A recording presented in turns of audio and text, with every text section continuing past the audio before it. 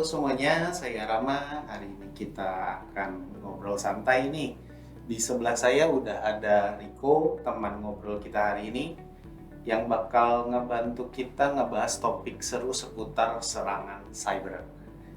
Silakan, Pak Riko, boleh diperkenalkan dari mana? Oke, terima kasih Pak Rama. Saya Riko. Saya Cyber Insurance Specialist dari Howden Insurance Broker Indonesia. Oke, Pak Riko. Di era digitalisasi sekarang ini, kan banyak tuh serangan cyber.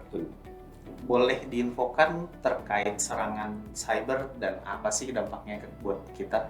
Oke, jadi Pak Rama benar sekali. Di era digital seperti sekarang ini, di mana tingkat penggunaan internet sudah semakin meluas, semakin tinggi, sehingga hampir setiap aspek kehidupan kita terhubung dengan internet, itu sangat membantu kehidupan kita supaya menjadi lebih mudah, lebih nyaman gitu kan. Tapi di balik itu ada potensi kejahatan yang mengincar kita melalui media internet. Dilakukan oleh pihak yang tidak bertanggung jawab, macam-macam pelakunya, mulai dari script kiddies itu seperti mahasiswa atau yang anak-anak muda yang mempelajari hanya idealisme saja, lalu hacktivis, jadi dia melakukan hacking berdasarkan idealisme tertentu. Ada juga yang lebih bahaya, di teroris group, dia menyebarkan teror melalui serangan-serangan cyber. Lalu juga cyber kriminal ini motivasinya adalah uang, jadi dia meminta tebusan, dia motivasinya adalah mencuri data dengan motifnya mendapatkan keuntungan finansial. Lalu ya, tingkat tertinggi dari pelaku serangan cyber adalah nation state. Jadi serangan cyber yang disponsori oleh negara untuk kepentingan satu negara tersebut. Nah, dampak pertama adalah pasti dampak finansial. Jadi ada kerugian finansial langsung yang diderita oleh korban serangan cyber. Lalu kedua dampaknya adalah dampak reputasi. Jadi perusahaan-perusahaan yang terkena serangan cyber itu mengalami kerusakan reputasi. Bayangkan kalau satu bank terkena serangan cyber sehingga berhenti beroperasi, itu akan sangat-sangat menurunkan tingkat kepercayaan nasabahnya terhadap bank tersebut. Lalu kerugian berikutnya bisa timbul biaya-biaya yang terkait dengan pemulihan data, pemulihan sistem. Jadi banyak sekali potensi kerugian yang diakibatkan oleh serangan cyber ini. Oke, itu kan terhadap dunia bank, finansial. Kalau kayak yang online, e-commerce, dampak lebih seriusnya sebenarnya apa sih, Pak? Oke, jadi serangan cyber ini tidak hanya mengincar atau menargetkan industri keuangan, financial industry, tidak. Tapi serangan cyber ini bisa menargetkan siapa saja, mulai dari individu, saya, Mas Rama, atau semua orang yang terkoneksi dengan internet, sampai dengan korporasi besar. Tidak hanya sektor keuangan, tapi sektor industri, manufacture, sektor penerbangan, sektor transportasi, sektor kesehatan, itu hampir semuanya menjadi target dari serangan cyber. Oh, kalau sektor kesehatan berarti lebih bahaya dong, data-data sangat benar. Medical saya bisa. Betul. Jadi ada tiga tipe data pribadi yang sangat sensitif. Yang pertama itu PII, Personally Identifiable Information, jadi data pribadi kita, nama, tanggal lahir, alamat, nomor telepon. Yang kedua, data kesehatan, Personal Health Information, itu sangat-sangat sensitif. Yang ketiga, data keuangan, Personal Financial Information. Jadi, tiga data ini kalau sampai jatuh ke tangan yang tidak bertanggung jawab, itu akan bisa sangat merugikan kepada si pemilik datanya. Oh, jadi kayak bisa dilakukan untuk pinjol? Salah satunya. Oke. Jadi, ada yang apply pinjol atas nama kita tidak pernah apply. Atau disalahgunakan untuk KTA ya? KTA. Bisa, betul. Oke. Atau untuk pemerasan. Data kesehatan, jadi misalnya artis lah atau pejabat publik yang memiliki riwayat kesehatan yang dianggap sensitif, yang dirahasiakan, tapi riwayat kesehatan tersebut bocor, diketahui oleh hacker, dan dipakai untuk memeras. Oke. Pemerasan ya. Bisa. Menarik. Jika semua bisa jadi target, Pak, terus apa dong yang harus kita lakukan? Oke. Sebagai individu, Ya. kita harus berhati-hati. Jangan pernah kita memberikan password, OTP kita kepada orang lain, apalagi yang tidak dikenal. Lalu jangan mudah terpancing kalau ada tawaran-tawaran untuk hadiah Oke. atau menang undian atau klik link tertentu. Itu jangan pernah dilakukan. Oke, jadi Kalau- intinya kita nggak boleh gampang terpancing Betul. oleh berita yang tidak ya kita mesti aware lah ya. Jangan sampai kita jadi korban phishing, scamming gitu, Oh. social engineering. Nah, kalau dari sisi korporasi, perusahaan, supaya dia tidak menjadi korban, karena sehebat apapun perusahaan mempersiapkan dirinya Ya. dengan mengimplementasikan IT security yang sangat ketat, sangat canggih gitu ya, faktor terlemah dari keamanan IT perusahaan adalah karyawan. Oh, manusianya. Manusianya. Jadi, perusahaan pertama harus punya policy, punya kebijakan untuk meningkatkan security awareness untuk karyawannya. Jadi, regular training, Oke. mengingatkan karyawan, jangan sembarangan klik link dari email yang datangnya dari sumber yang tidak dapat dipercaya gitu kan.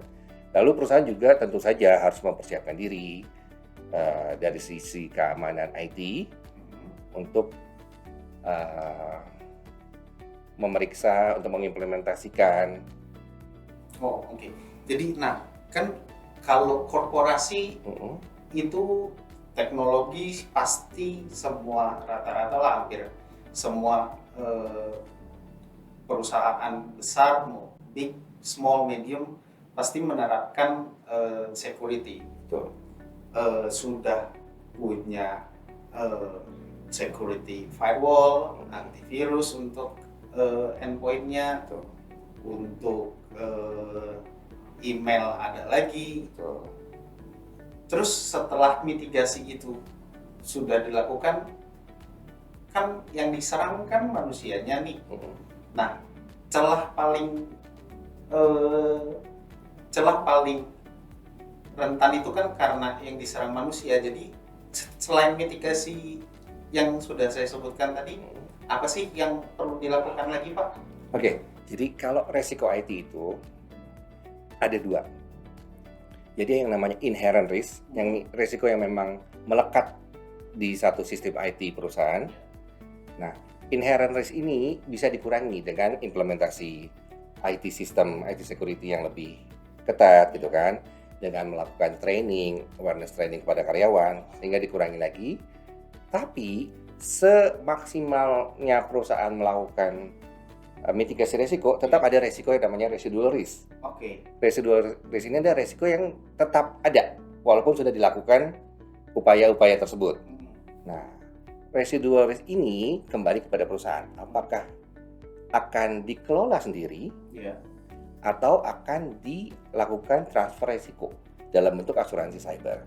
Oh, transfer resiko ya. Betul. Jadi ada, Pak Riko, kalau kita mau transfer resiko yang seperti Bapak bilang, transfer resikonya tuh seperti apa sih? Jadi bentuknya dalam bentuk asuransi cyber. Jadi kalau terjadi insiden cyber, walaupun perusahaan sudah melakukan segala upaya untuk mencegah terjadinya serangan cyber, tapi tetap saja terjadi misalnya, karena kan saat ini idiomnya adalah bukan apakah saya terkena atau tidak, tapi idiom yang sekarang beredar adalah kapan saya terkena. Oke. Karena jadi kita dikejar-kejaran Ya, antara IT security dengan bad guy-nya, bad actor-nya. Jadi yang ini berusaha menjaga, yang satunya lagi berusaha untuk mencari, menjebol. Ini kita selalu kejar-kejaran. Pada saat perusahaan sudah melakukan upaya maksimal, tetap ada resiko yang bisa saja terjadi. Nah, itu perusahaan bisa mengalihkan resiko tersebut dengan membeli asuransi cyber. Jadi asuransi cyber ini akan memberikan perlindungan finansial kepada pemegang polis, kepada perusahaan, bila terjadi serangan cyber. Ya, coverage-nya. Coverage asuransi cyber pada dasarnya itu ada dua kelompok, Pak Rama. Pertama, first party risk. Ya. Kedua, third party liability. Apa itu maksudnya first party? First party itu kerugian pihak pertama. Jadi Oke. kerugian langsung yang diderita oleh pemegang polis tanpa harus adanya gugatan dari pihak ketiga. Oh, jadi kalau saya terkena sesuatu, saya yang dampaknya yang di resiko yang saya hadapi ya. Langsung dirasakan oleh pemegang polis. Oke. Yang kedua adalah third party liability. Third party liability adalah tanggung gugat hukum kepada pihak ketiga. Jadi trigger dari third party liability harus adanya gugatan dari pihak yang merasa dirugikan. Oh, jadi kalau misalnya ada data bocor, misalnya saya punya data di perusahaan Pak Riko, terus datanya bocor dan saya mengetahui dan saya menggugat Pak Riko, itu yang akan ditanggung. Yes, itu satu. Kedua, kalau diperiksa oleh regulator, karena kan sudah berlaku Undang-Undang PDP, Pelindungan Data Pribadi. Oke. Di situ ada ancaman denda sampai dengan 2% dari annual turnover perusahaan. Oke. Dan biaya-biaya hukum yang timbul akibat gugatan dari pihak yang merasa dirugikan, akibat pemeriksaan dari regulator, investigasi dari regulator, itu dijamin di dalam polis third party liability. Oke. Kalau kembali lagi ke first party, itu tidak perlu ada gugatan. Tapi itulah adalah kerugian langsung. Yang pertama berupa IT forensik. Karena setiap kali kita mengalami serangan cyber, sudah pasti kita perlu menyelidiki siapa yang melakukan, melalui kapan terjadinya, seberapa parah, apa saja yang sudah dimasuki, gitu kan. Jadi itu IT forensik itu biayanya cukup tinggi. Lalu kedua berkaitan dengan kalau terjadinya ransomware, tadi Mas Rama ngomong ransomware ya, itu juga perlu penanganan dari ahlinya, baik untuk negosiatornya atau juga untuk melawan si penyandera tersebut, ransomware. Itu biaya-biaya yang timbul di cover di first party loss, first party coverage tadi. Lalu berkaitan dengan business interruption. Jadi kalau Pak Rama tadi bicara online shop misalnya gitu ya, e-commerce gitu kan, e-commerce itu dalam 1 menit itu ada ratusan ribu transaksi. Ya betul, jutaan lah. Jutaan transaksi. Bayangkan kalau sistemnya down dan mereka tidak bisa bertransaksi dalam hitungan jam. Ya. Berapa potensi kerugian yang dialami. Nah, business interruption adalah mengganti penurunan keuntungan yang dialami oleh perusahaan, yang diderita oleh perusahaan akibat insiden cyber. Oke. Lalu yang terakhir kalau first party itu berkaitan dengan restorasi data, restorasi sistem. Jadi setelah serangan cyber itu analoginya seperti ada maling masuk, acak-acak tempat kita dan dia keluar. Ya. Nah, akibat dia mengacak-acak data kita, itu datanya bisa rusak. Ya. Softwarenya juga bisa jadi tidak berfungsi dengan normal, sehingga perlu reinstall software, perlu re-entry data, itu biaya timbul juga masuk di situ. Oh, oke. Lalu juga untuk insiden response. Jadi tadi untuk forensik, untuk public relation, untuk legal. Karena menurut Undang-Undang PDP itu setiap korban serangan cyber perusahaan ya, itu dalam 3 kali 24 jam wajib memberikan notifikasi kepada pemilik data. Oke, berarti kalau misalnya contoh Bapak sebagai perusahaan, Bapak wajib menginformasikan ke saya. Betul, dan pada saat perusahaan memberikan notifikasi kepada pemilik data, perusahaan harus berkonsultasi dengan penasihat hukum. Perlu legal advice. Jangan sampai notifikasi yang diberikan justru malah backfire. Justru malah merugikan perusahaan sendiri. Nah, kalau saya, berarti kan saya butuh konsultasi, butuh adanya hubungan dengan tim public relationship. Betul. Itu kan ada biaya yang ditimbul. Betul. Ada biaya yang timbul. Apakah itu yang di cover? Oh, dapat di reimburse ya? Jadi istilahnya. Asuransi cyber ini unik. Jadi kalau Mas Rama bilang tadi reimburse, tidak harus reimburse karena asuransi cyber itu menyediakan yang namanya incident response solution. Oh. Mereka menyediakan vendor-vendor yang bekerja sama dengan perusahaan asuransi yang bisa menyediakan layanan forensik, layanan hukum, layanan public relation seperti itu. Oh, jadi sudah di-include kalau kita ada kejadian cyber, tim mereka yang sudah langsung bergerak secara Betul. Jadi otomatis. ada call center 24 jam yang bisa dihubungi pada saat terjadi insiden cyber, di mana nanti asuransi akan menunjukkan namanya Incident Response Manager. Si Incident Response Manager ini yang menjadi komandan lapangan untuk penanggulangan insiden cyber tersebut. Oke. Nah, ini kan benefitnya kalau saya dengar itu kan menarik nih Pak. Tapi gimana sih? Apakah saya kalau beli asuransi cyber, step-stepnya bakalan ngeganggu saya nggak sebagai seorang, misalnya sebagai seorang IT, bakalan rumit nggak sih? Jelimet nggak sih prosesnya? Oke. Kalau mengganggu operasional IT tidak, karena perusahaan asuransi tidak melakukan audit, Oke. tidak melakukan survei fisik ke sistem perusahaan gitu ya. Tapi aplikan atau pada saat kita melakukan permohonan permintaan penawaran asuransi, Ya. itu perlu mengisi yang namanya proposal form atau SPAK, surat permohonan asuransi. Itu di dalam proposal form tersebut ada banyak sekali, ada puluhan pertanyaan yang harus diisi. Sehingga kadang-kadang itu cukup merepotkan karena ada beberapa bagian yang harus diisi oleh bagian IT, ada beberapa bagian yang oleh GA, ada beberapa bagian yang oleh finance. Nah, kalau koordinasi internal dalam perusahaan tersebut kurang baik, itu bisa jadi penghambat, bisa jadi lama Ya. mengisi proposal form tersebut. Betul. Nah, terus ya kalau gitu Bapak dari pihak broker asuransi ya? Iya. Dari pihak Howden ada nggak sih yang bikin itu semua jadi lebih mudah? Ada. Jadi Apa? Howden secara global, tidak hanya Howden Indonesia, punya produk yang namanya Cyber Plus. Oke, apa itu? Cyber Plus adalah produk asuransi cyber yang didesain oleh Howden, bekerja sama dengan 3 perusahaan asuransi global, di mana produk ini menawarkan kemudahan dalam proses aplikasi tadi dan menawarkan premi atau harga yang kompetitif. Jadi kalau dengan asuransi yang konvensional atau metode konvensional itu harus isi proposal form, puluhan pertanyaan dan nah kalau dengan Cyber Plus tidak perlu isi form.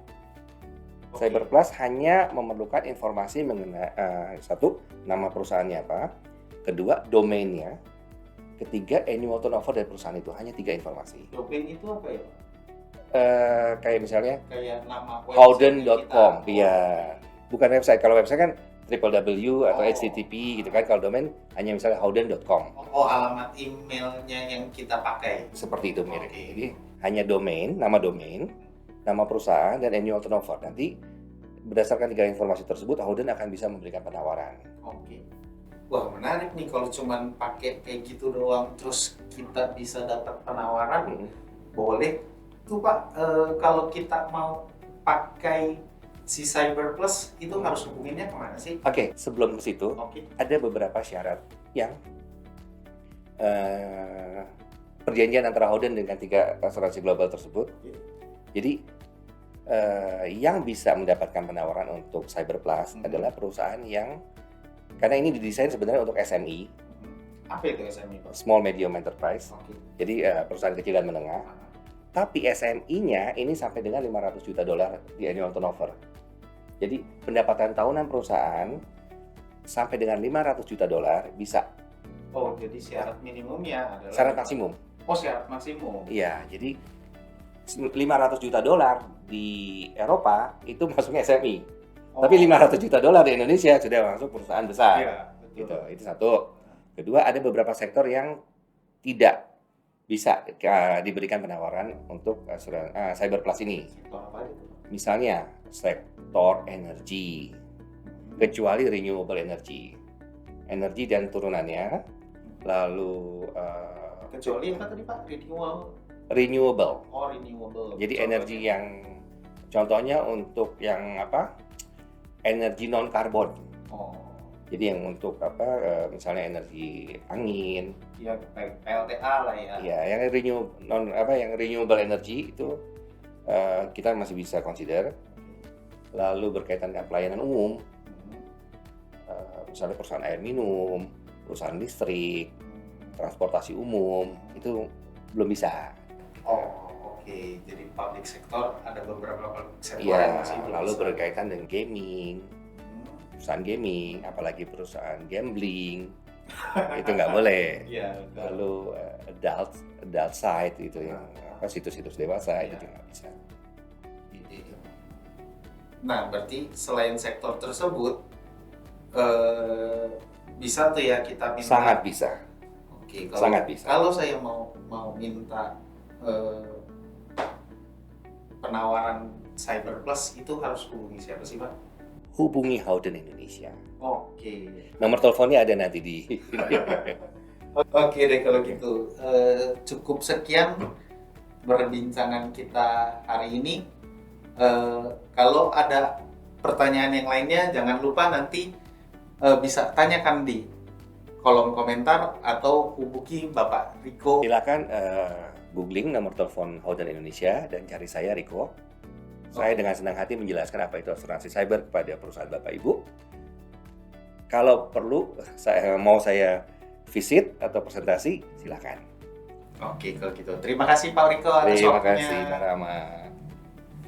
Dadah.